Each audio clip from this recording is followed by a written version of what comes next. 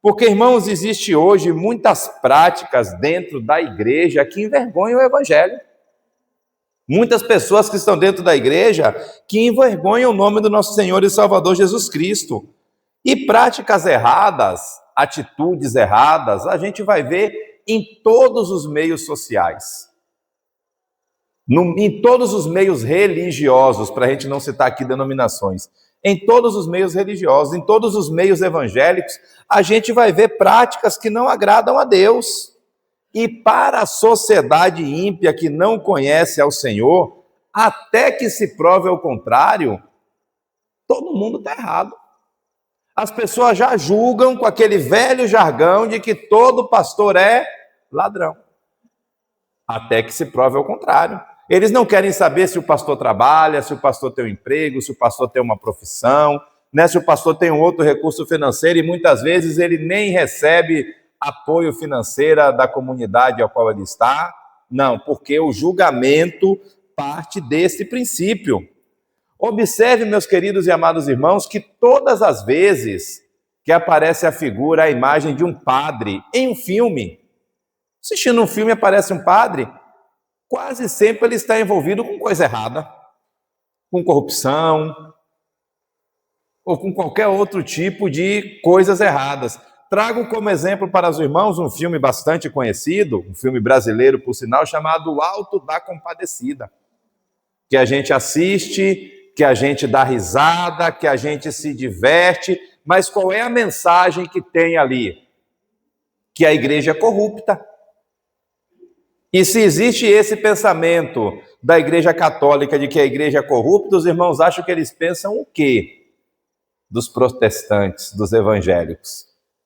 Não pensam muito diferente, não, irmãos. A visão é mais ou menos aquela ali. E ainda existe os maus testemunhos. Então, para a visão que a maior parte da sociedade tem, é que igreja é aquilo ali, corrupção, né, adultério, traição, pecado em si enraizado ali dentro de uma forma exposta, mascarado pelo nome de Jesus. Uma máscara. Essa é a visão. E ainda existem aqueles que dão um mau testemunho. Ainda existem aqueles que colaboram para que as pessoas que olham do lado de fora pensem dessa forma, principalmente quando se trata da questão financeira da coisa. Então, irmãos, a visão que as pessoas têm da igreja hoje é mais ou menos essa. As pessoas se frustram, a gente pega pessoas novas convertidas, que aceitaram Jesus agora, que ainda não estão preparadas, e jogamos elas em um ministério. Aí todos os ministérios têm os seus problemas. Todos os ministérios têm as suas vaidades. E aquele novo convertido, que ainda não tem maturidade na fé, ela entra em uma situação dessa e ela não consegue absorver com maturidade os desafios que os ministérios apresentam. Aí ela se frustra, na cabeça dela não é muito diferente estar na igreja ou estar no mundo, estar lá fora, ela cria resistência com a igreja. Então observe que nós como igreja temos a responsabilidade de receber aquelas pessoas que estão começando a sua caminhada na fé agora e tratar e cuidar como a Bíblia nos ensina, dando leitinho para elas, até que elas atinjam a maturidade adulta e tenham capacidade e condição de estar e de fazer parte de alguma coisa. Então, às vezes as pessoas se queixam, o pastor não deixa eu participar, os líderes não permitem que eu faça parte. Por quê? Porque a gente sabe que pode acontecer isso. A gente sabe que essas pessoas podem ser apresentadas a uma dificuldade ministerial e não ter suporte psicológico, emocional e espiritual para poder suportar os desafios que têm.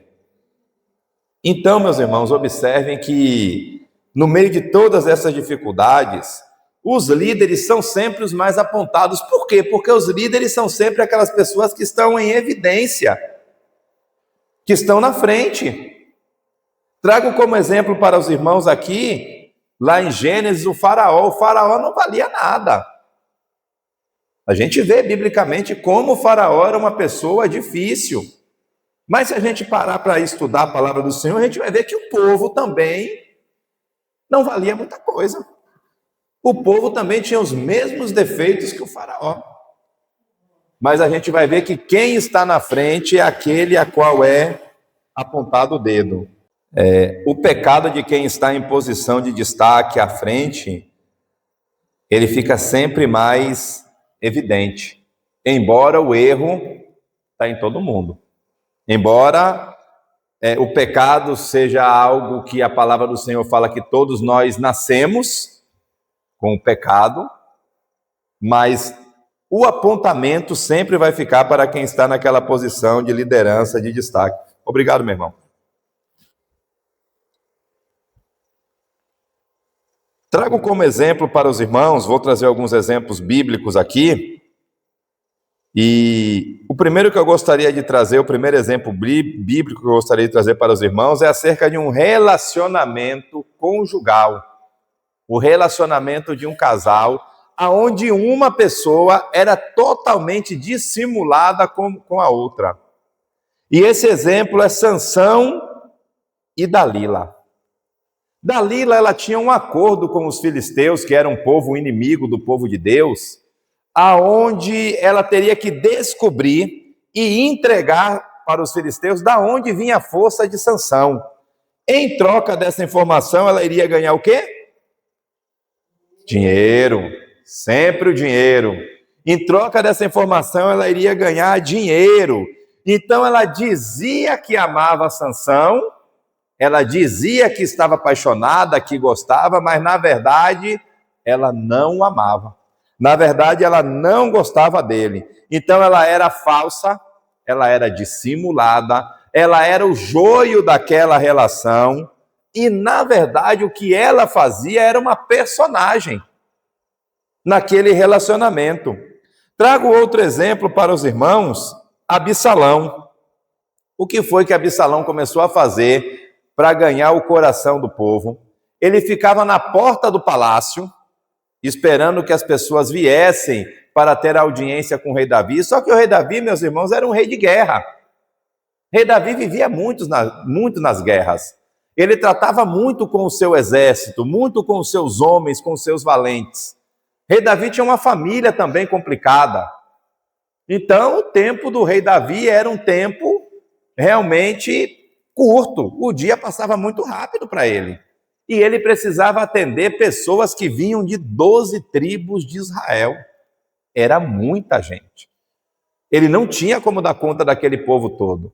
Seu filho, percebendo isso, que já estava de olho no trono, ele ficava na porta do palácio, esperando que as pessoas entrassem, passassem, e usava o seguinte argumento: se eu fosse o rei de Israel, eu julgaria a causa de vocês, eu traria solução para o problema de vocês.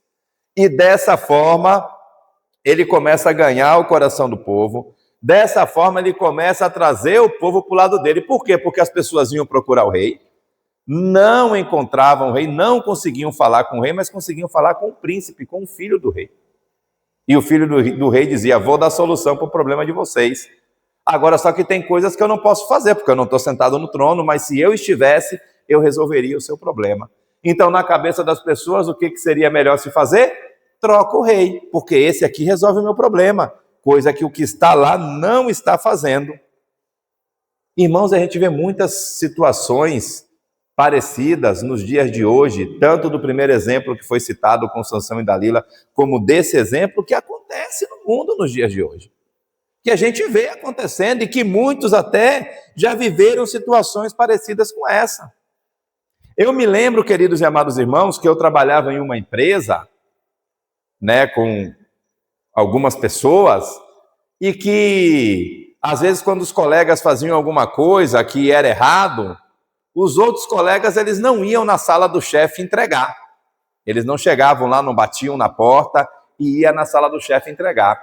Só que lá, a sala do nosso chefe, do nosso gerente, era uma divisória de vidro.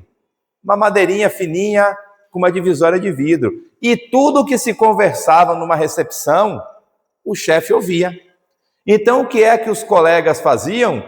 eles se reuniam quando eles queriam entregar alguém para o chefe. Eles se reuniam ali e começavam a falar o que aconteceu.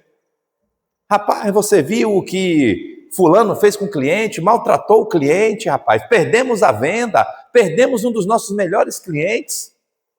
O concorrente ganhou. O chefe ouvia, abria a porta. O que está acontecendo? O senhor que está perguntando, a gente não ia nem lhe dizer nada. Ia esperar o cliente ligar para o senhor, mas como o senhor está perguntando, a gente vai falar. Então, observe, irmãos, que a gente se depara com situações de todo tipo. De todo tipo. Agora, irmãos, tem um homem na Bíblia, que esse aqui é a figura da pessoa que nós pensamos que está no propósito, pensamos que está junto, sabe aquela coisa, estamos juntos? Mas que na verdade ele não está junto coisa nenhuma, ele não está com o coração no propósito. Irmãos, o Judas, ele era um homem bom, ele era um homem comum, ele era um homem simples, ele era um homem nobre, sabe, ele era um homem ali do povão também, tanto é que Jesus o escolhe, e Judas, ele era um aluno de Jesus. Judas, ele era um discípulo, Jesus estava aprendendo diretamente com o mestre.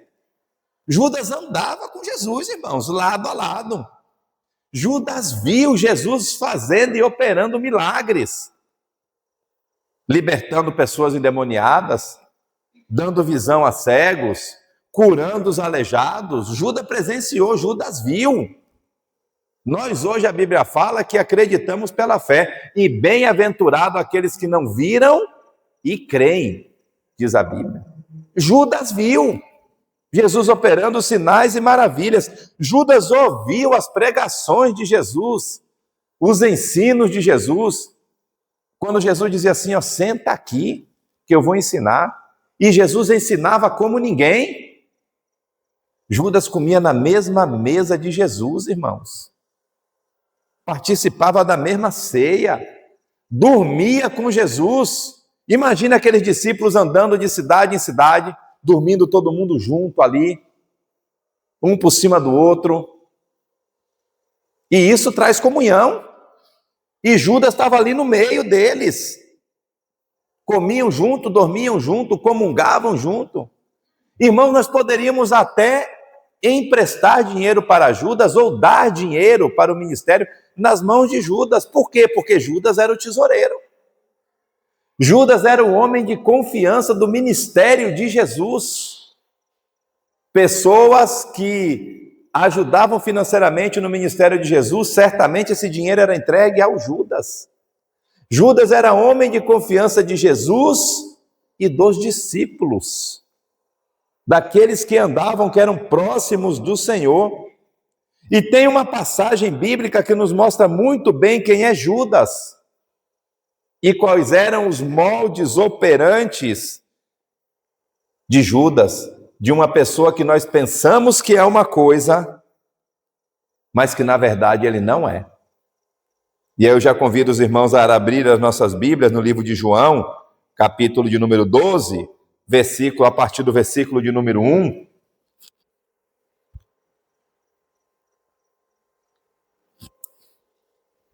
Diz assim a palavra do Senhor. João, capítulo 12, a partir do versículo 1. 6 dias antes da Páscoa, Jesus chegou a Betânia, onde vivia Lázaro, a quem ressuscitara dos mortos. Ali prepararam um jantar para Jesus. Marta servia, enquanto Lázaro estava à mesa com ele. Então Maria, que era irmã de Marta e de Lázaro, pegou um frasco de nardo puro, que era um perfume caro. O perfume era o quê? Caro. Derramou-o sobre os pés de Jesus e o enxugou com os seus cabelos, e a casa encheu-se com a fragrância do perfume. Mas um dos seus discípulos, chamado Judas Iscariotes, que ia mais tarde traí-lo, fez uma objeção. Porque este perfume não foi vendido e o dinheiro dado aos pobres? Seriam 300 denários. Então, ele não falou isso por se interessar pelos pobres, mas porque ele era ladrão, sendo responsável pela bolsa de dinheiro costumava tirar o que nela era colocado. Respondeu Jesus: deixe-a em paz, que o guarde para o dia do meu sepultamento, pois os pobres vocês sempre terão consigo, mas a mim vocês nem sempre terão. Queridos e amados irmãos, vamos fazer algumas perguntas aqui e o próprio texto vai responder. Não será o pastor que irá responder. O próprio texto vai responder as perguntas que nós vamos fazer. Primeira pergunta: quem era Judas? O texto vai dizer que Judas era alguém que iria trair Jesus. E o texto vai dizer que Judas era ladrão. Não tem meia palavra aqui. Às vezes a gente tenta botar açúcar nas coisas, né? Colocar um pouquinho de mel para descer mais adocicado, para a gente engolir, sabe? Mais tranquilo. Mas aqui é claro, pesado, forte. Judas era ladrão. Só que ninguém sabia disso ainda. Isso não havia sido revelado para ninguém. Por quê? Porque ele fazia o personagem de bom moço. A gente vai ver isso aqui.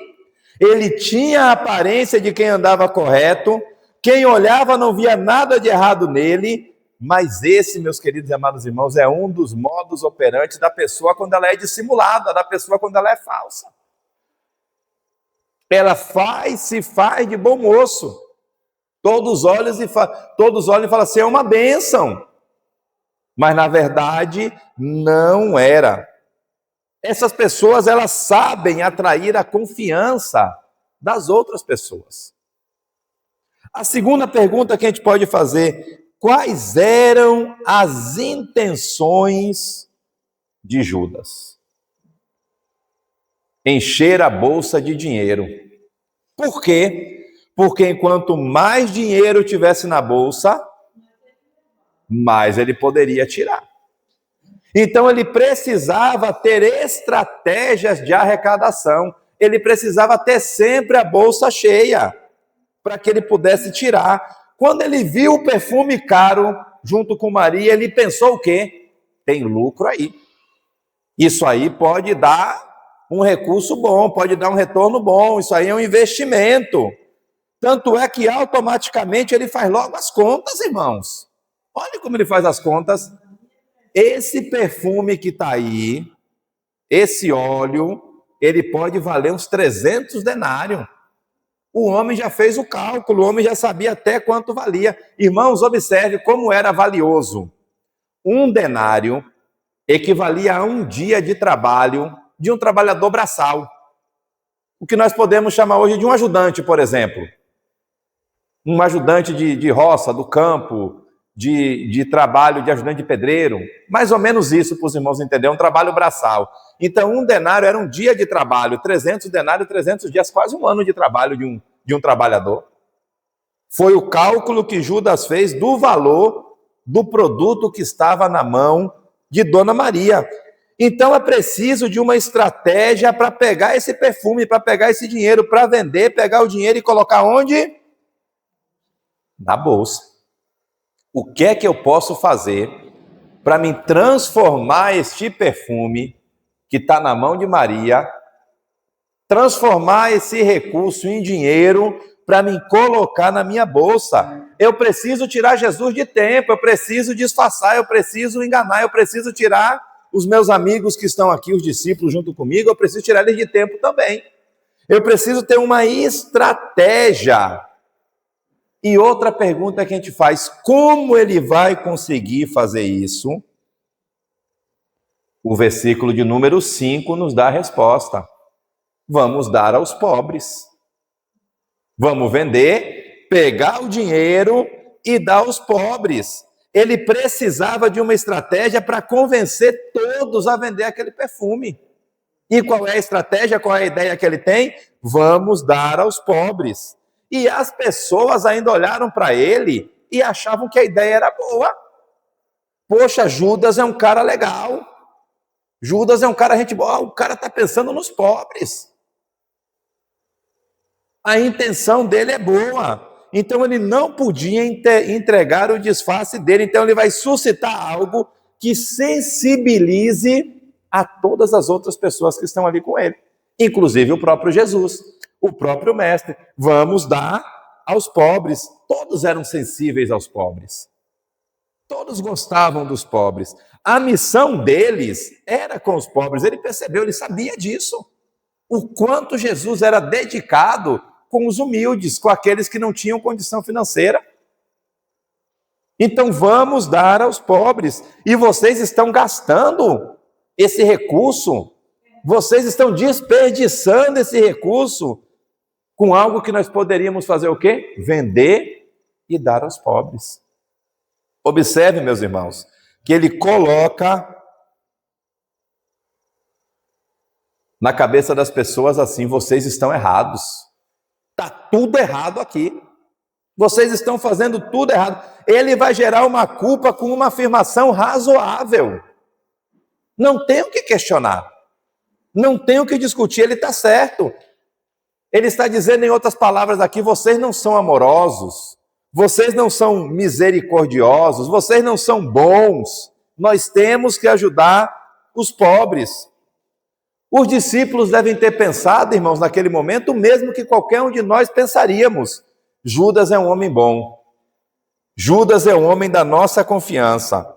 Ele está preocupado em quê? Em ajudar outras pessoas. Em ajudar os pobres que Jesus tanto ama. E nós não conseguimos ver maldade, irmãos, em pessoas que agem dessa forma. Nós não conseguimos olhar para uma pessoa que tem uma atitude dessa e identificar ela como uma pessoa ruim. De maneira nenhuma. Então, resumindo, irmãos, pessoas assim, elas criam uma capa de confiança. E elas fazem isso, na maioria das vezes, gerando culpa em outras pessoas. Falsas verdades, vitimização, chantagem emocional, entre outras, elas geram culpa, geram remorso em outras pessoas para obterem aquilo que elas querem para si. Sabe quem faz muito bem isso? Os políticos. Os políticos, sabem, são especialistas em fazer isso. Se você luta pela causa dos pobres, votem em mim. Votem em mim. Se vocês gostam dos pobres, votem em mim. E nós estamos falando de pobres aqui porque é o assunto do texto. O texto vai falar sobre os pobres, mas existem vários outros motivos. Se vocês gostam de animais, votem em mim. Isso quer dizer que se a senhora não gosta de animal, se o senhor não gosta de animal, o senhor não vai votar em mim. Então eu começo a gerar culpa naquelas pessoas que gostam de animal. Para mim, já que eu gosto de animal, eu tenho que votar em alguém que levantou a bandeira que vai tomar conta dos bichinhos. Então vote em mim. Então eles vão sugerir para você que se você não votar nele, você está contra ele e contra o propósito dele. Então se o cara fala assim, eu sou a favor dos pobres, você não vota nele, automaticamente o que é que você vai entender? Eu sou contra os pobres. E é assim que funciona, irmãos. Logo, eu preciso votar em você. Logo, eu preciso me ajuntar a você e ao seu propósito e à sua causa. Por quê? Porque foi gerado culpa em mim. Mas para o interesse particular, para o interesse próprio de alguém. Então vejamos aqui, irmãos, o que foi que Dalila fez com Sansão. Juízes, capítulo de número 16, versículo de número 15 e 16, vai dizer assim, ó. Então ela, Dalila, disse a Sansão: como você pode dizer que me ama se você não confia em mim? Essa é a terceira vez, Sansão, que você me faz de boba e não me conta o segredo da sua força. Importunando-o o tempo todo, ela o esgotava dia após dia, ficando ele a ponto de morrer. Percebe, irmãos, Dalila gerando culpa em Sansão? Percebe aí a chantagem emocional? Percebe aí que naquela relação existia ali um sentimento de confiança e de amor sendo quebrada? E a culpa no coração daquele homem, a ponto daquele homem querer morrer, de tanto que a mulher o importunava com esse assunto. E chantagem emocional, irmãos, é um outro desafio que nós vivemos. Não tem para onde correr. O que que os filhos nos dizem quando eles querem alguma coisa e nós dizemos que não? Você não me ama. Você não gosta de mim. Ah, já ouviu isso, foi, irmã? Você gosta mais dele do que de mim. Menino, chega cedo em casa, você não confia em mim. Menino, suas amizades, você não confia em mim. E quando é no namoro? O que é que o namorado faz quando ele quer forçar a barra? Como é a chantagem emocional dele? A mesma coisa. Se você me amasse, você fazia o que eu quero fazer. Você não me ama. Você não confia em mim. Eu já te falei que é para a vida toda. Por que a gente tem que esperar tanto tempo? Por que tem que esperar o casamento? Não é mais ou menos assim, irmãos, que funciona? Não é mais ou menos assim que é? Agora nós vamos desconfiar de todo mundo? Não tem como. É bom a gente ter essa certeza em nosso coração também. A gente não pode sair desconfiando de todo mundo também. Senão a gente não vive. Não é verdade? Senão a gente não vive, ainda mais no mundo em que nós estamos. Até porque, irmãos, as pessoas, depois de algum tempo, a máscara cai. As pessoas, depois de algum tempo, elas se atrapalham sozinhas. Absalão, que foi o exemplo que a gente citou aqui, morreu. Judas, outro exemplo que nós citamos aqui, morreu. A Bíblia só não fala qual foi o desfecho de Dalila. E, portanto, não havendo detalhes da sua morte, a gente não pode falar. Mas eu, particularmente, é uma opinião pessoal, imagino que o fim dela não deve ter sido um fim bom. Quando estava uma festa, tudo na festa que Sansão mandou que o menino levasse ele entre um pilar e o outro, e segurava o templo, e ele pediu força a Deus, e o cabelo já estava crescendo, e Deus deu força a ele, não foi porque ela estava no meio. Não sabemos, a Bíblia não fala que ela estava no meio. Não, estava não, a Bíblia não... Irmã, possa ser que estava, eu até acredito que estava. Eu até acredito que ela provavelmente estava no meio. Mas a gente não pode trazer essa afirmação, porque a Bíblia não fala, né? Mas eu acredito que estava também. Então, irmãos, observem que quando passa algum tempo, pessoas desse tipo, desse perfil, elas frouxam a moral. Agora, a Bíblia também, através de alguns textos bíblicos, eu separei aqui para os irmãos, ela nos dá uma orientação de observação. Qual é essa orientação? Mateus capítulo de número 7, a partir do versículo de número 15, que ela vai dizer assim, ó: cuidado com os falsos profetas. Eles vêm a vocês vestidos de peles de ovelhas, mas por dentro são lobos devoradores. Vocês os reconhecerão por seus frutos. Pode alguém colher uvas de um espinheiro ou figos de ervas daninhas? Semelhantemente, toda árvore boa dá frutos bons, mas a árvore ruim dá frutos ruins. Então a gente tem que observar os frutos, observar o comportamento, observar o proceder. O grande problema é que às vezes quando a árvore está novinha, ela leva uns 5 anos para dar fruto. Leva um tempinho para dar fruto. E nesse tempinho pode se causar alguns estragos. E ainda, irmão, tem uma problemática nessa equação, em todas essas situações. Se uma dessas pessoas é uma pessoa que você gosta, e aí? Um filho, um amigo, um querido, você vai deixar de ajudar? Você vai deixar de ser bom? Você vai deixar de ser misericordioso? Tinha uma pessoa lá do nosso meio social, do nosso convívio social, que de 15 em 15, 20 em 20 dias ele batia na porta pedindo uma ajuda para comprar um gás. Eu nunca vi um bujão de gás terminar tão rápido. Nunca vi um negócio, acho que nem a irmã Sandra que tem restaurante, né? E volta e meia ele batia, um dia a gente estava lá, sabe, eu já estava até cansado disso, mas eu tinha vergonha de dizer que não, sabe? Aí, uma certa feita, esse rapaz foi embora com a família dele toda, estão vivendo em outro país hoje, tenho orado muito para que ele dê certo lá, porque ele e a família não trabalhavam no Brasil, mas foram para Portugal para trabalhar. Então, acho que Portugal dá vontade de trabalhar também, né? Aí, a gente conversando lá, surgiu a conversa com alguns amigos íntimos e, na verdade, eu descobri que ele não pedia só para mim, ele pedia para todo mundo. Né? Então, assim, era uma pessoa que já tinha um mau costume, já tinha um vício. E a gente faz o que com alguém que a gente gosta? Que está no nosso meio, que a gente tem um amor, um carinho de irmão. É complicado, irmãos, é difícil, a gente não pode deixar de ser bondoso. Agora sim, a gente tem que saber lidar para a gente também não adoecer.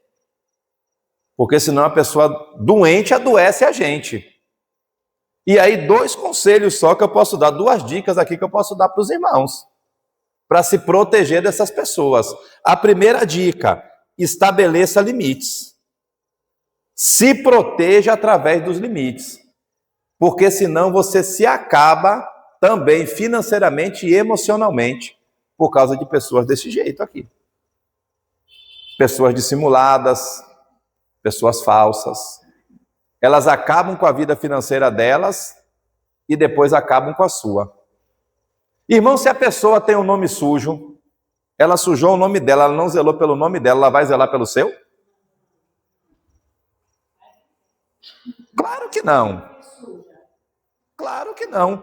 Se o que a pessoa tem, sabe, de mais importante é o seu nome, é o seu caráter, e ela não zelou pelo dela, é pelo seu que ela vai zelar? Eu tenho um pastor amigo meu que ele dizia assim, eu prefiro ter um inimigo sem me dever nada, do que ter um me devendo e me devendo caríssimo.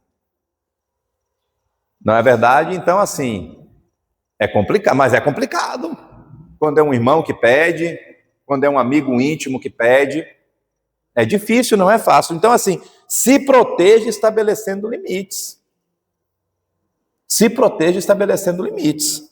Segunda dica, Judas e Dalila atacou aqueles que estavam com eles na sua vulnerabilidade. Então, meus irmãos, nós precisamos nos proteger. Nós precisamos identificar quais são as áreas que nós somos vulneráveis e nos proteger. Por quê? Porque essas pessoas elas são especialistas em olhar para as outras e descobrir o ponto fraco delas. É como se fosse um dom. Elas já vão nas pessoas certas para atacar.